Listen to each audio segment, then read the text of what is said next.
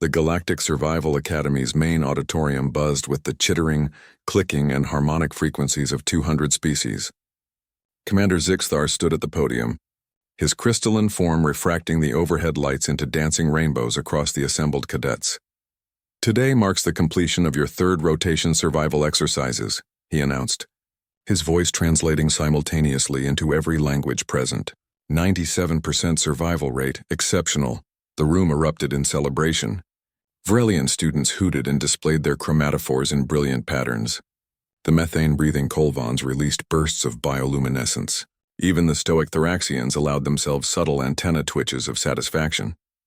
In the back corner, the human contingent sat quietly. Zixthar noticed this immediately. In his 3 centuries of instruction, humans had proven themselves among the most capable survivors he'd ever trained. They adapted, improvised, and overcame obstacles that left other species paralyzed. Yet they never celebrated like the others. After dismissing the assembly, he approached the human section. Lieutenant Sarah Chen and her squad stood at attention. "At ease," Zixthar said. "Lieutenant Chen, your team achieved a perfect survival rate across all scenarios. The avalanche protocol, the radiation zone, the predator gauntlet, flawless execution. Yet you don't celebrate. Why?" Sarah exchanged glances with her squad mates. Corporal James Murphy shrugged almost imperceptibly. "We made it through, sir," Sarah replied carefully. "That's enough." "Enough?" Zixthar's form pulsed with confusion. The Vrelians lost 3 members but celebrate their survivors. The Kolvons threw a bioluminescent festival despite losing 6. Your team lost none, yet you sit in silence. "We don't tempt luck, sir," said Private Yuki Tanaka quietly. Zixthar tilted his crystalline head. "Luck? You believe in luck? A pre-spaceflight superstition?" "With respect, Commander," Sarah said, "it's not about believing in luck as a force. It's about respect for chaos." The commander's translucent form flickered, his species equivalent of a frown. "Explain," Sarah gestured to her team. "Permission to share a story, sir?" "Granted. Back on Earth, there's a saying that pride comes before the fall. My great-grandfather was a firefighter. He told my grandfather that the most dangerous firefighters weren't the reckless ones or even the inexperienced ones. They were the veterans who started counting their successes." Murphy picked up the thread. "My uncle was a climber, sir. Summited Everest 3 times. He said the mountain doesn't care about your previous climbs. The moment you think you've mastered it, it reminds you that you haven't.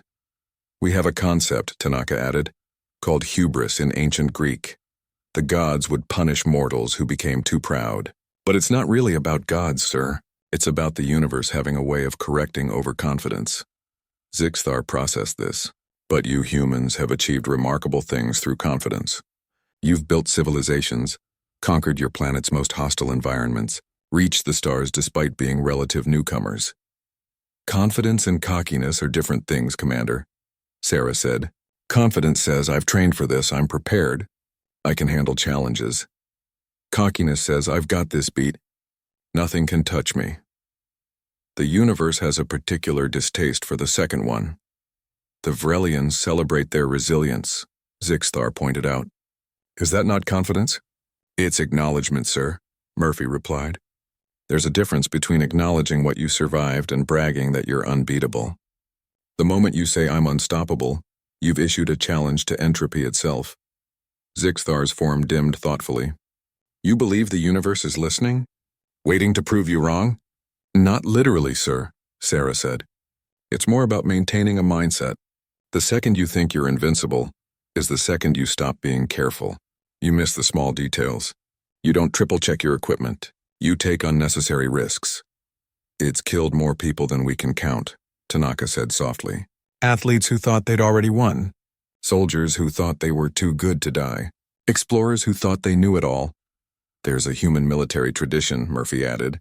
"You never say quiet during a patrol or nothing can go wrong before a mission. Not because words have magic power, but because saying them makes you complacent.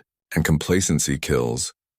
Zixthar was silent for a long moment, his form slowly rotating as he processed this uniquely human perspective. "So you maintain a posture of perpetual caution?"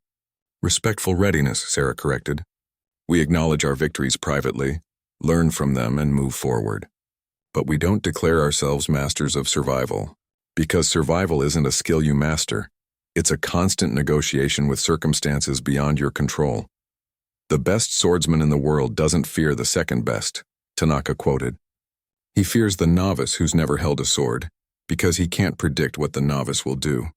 It's the same with survival. The universe is that novice, sir. It'll throw something at you that you never trained for, never expected, and your ego won't save you. Only preparation and humility will. Zixthar's form brightened with understanding. You maintain the mindset of eternal students, never graduates. Exactly, sir, Sarah confirmed. Every mission is our first mission. Every survival is a gift, not a guarantee. That keeps us sharp, keeps us alive. The commander looked at the celebrating cadets, then back at the quiet humans. Your species has a reputation across the galaxy. Deathworlders, on some call you. Unkillable, others say. Yet you don't embrace these titles. Because the moment we do, Murphy said, is the moment we become killable. Zixthar nodded slowly, a gesture he'd learned from humans. I have trained warriors from 600 species across 3 centuries. I have never encountered a philosophy quite like this. Most species see survival as a competition to be won. You see it as a relationship to be maintained. Our planet taught us that, sir, Sarah said. Earth doesn't care how many times you've survived before. Every day is a new test. And so you don't tempt luck, Zixthar concluded. No, sir, the humans replied in unison. As the commander departed, he looked back once more at the quiet human section. They sat together, reviewing their performance data, noting mistakes, discussing improvements, already preparing for the next challenge. Perhaps, he thought, this was why humans survived so consistently. Not because they were the strongest or the smartest, but because they never forgot that they could fail. In a universe of infinite chaos, they had learned the most valuable lesson. Respect it, or it will teach you respect, and the humans had no intention of learning that lesson the hard way ever again. They'd already paid that tuition in blood across millennia. Now they just kept their heads down and their skills sharp. Because the universe was always listening, and humans refused to give it an invitation.